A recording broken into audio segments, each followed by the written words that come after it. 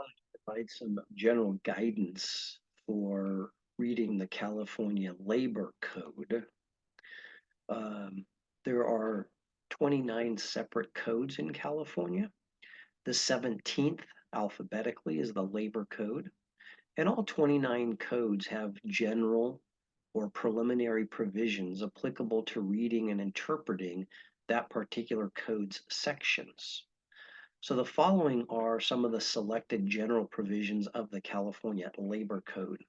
Section 1 says that this act is known as the Labor Code.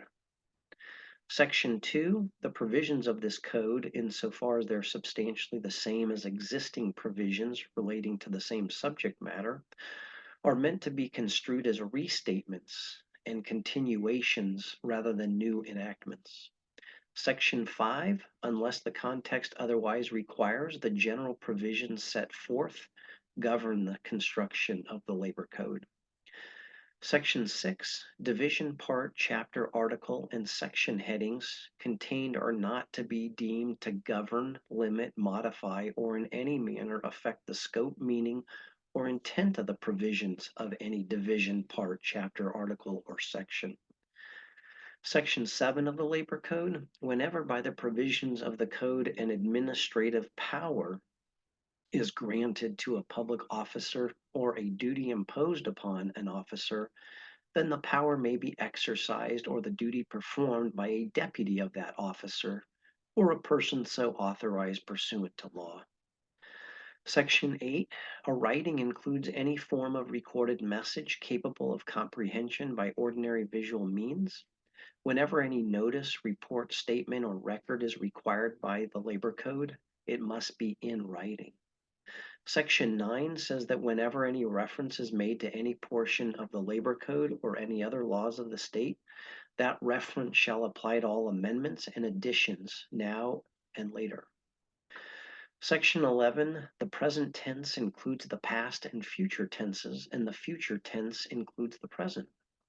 Section 12, the masculine gender includes the feminine and the neuter. Section 12.1, the legislature declares its intent that the terms man or men, where appropriate, is deemed to be person or persons, and any reference to the terms man or men in sections of the Labor Code should be changed to person or persons when the code sections are being amended for any purpose. This section is declaratory and not amendatory of existing law.